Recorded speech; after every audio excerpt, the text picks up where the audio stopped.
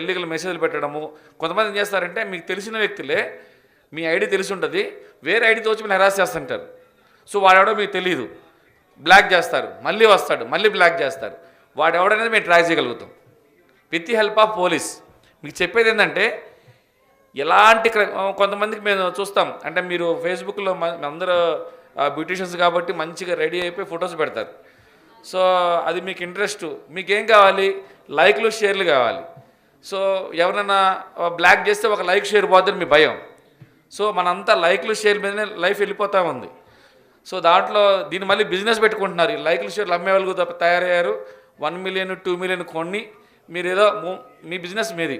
But అంతవరకు okay, కానీ ఇలాంటి విషయాల్లో మీకు సైబర్ క్రైమ్ అనే ఇష్యూస్, థ్రెడ్డింగ్ ఇష్యూస్, సపోజ్ ఎవడన్నా సరే మీకు ఇలాంటి ఇష్యూ మీకు ఎదురు పడకపోవచ్చు, ఎవరన్నా మీ ఫోటో మార్ఫింగ్ చేసి సోషల్ మీడియాలో పెడతాను, తర్వాత మీ కుటుంబాలు అందరూ షేర్ చేస్తాను చెప్పి అన్నారు అనుకోండి, మాకు ఇన్ఫర్మేషన్ ఇవ్వండి. ఎక్కడ పెట్టినా త్రూఅవుట్ యూ మీన్ సోషల్ మీడియాలో ఎక్కడ పెట్టినా కూడా మేము డిలీట్ చేస్తాం. సో ఒక్కటే అండి, మీరు సోషల్ మీడియా హెరాస్మెంట్ కానీ సోషల్ మీడియా ఇష్యూ సంబంధించిన ఇష్యూలో కానీ ఇక మీరు భయపడాల్సిన పనే లేదు. మా ఎన్జిఓ యొక్క ముఖ్య ఉద్దేశం అదే.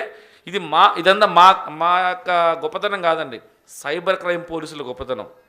వాళ్ళ దగ్గర ఉన్న టూల్స్ చాలా ఉన్నాయి.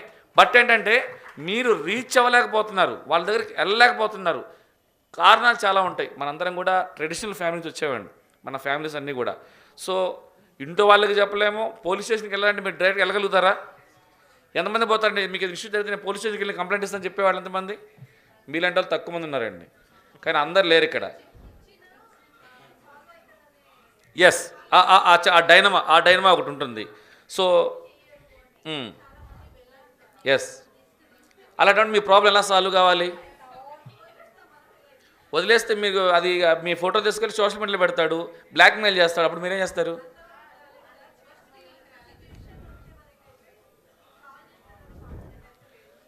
సో అంటే నేను విషయం ఏంటంటే డిపార్ట్మెంట్ కూడా సాల్వ్ చేస్తుంది. ఇప్పుడు మేము ఎందుకు వచ్చామంటే మేమేదో పెద్ద గొప్పవాళ్ళని కాదు.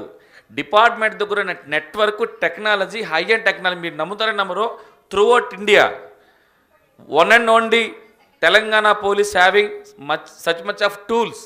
అంటే వాడు ఎక్కడున్నా పట్టుకోగలరు. అంటే వీడికి దొరకడేమో, తర్వాత వీడు మనం ఏం చేయలేమేమో అని చెప్పేసి మీరు అనుకుంటారు చూసారా, ఛాన్సే లేదు. తర్వాత ఫైనాన్షియల్ ఫ్రాడ్స్ ఉంటాయి. ఆ ఫైనాన్షియల్ ఫ్రాడ్స్లో చాలామంది ఇంతకుముందు చెప్పారు,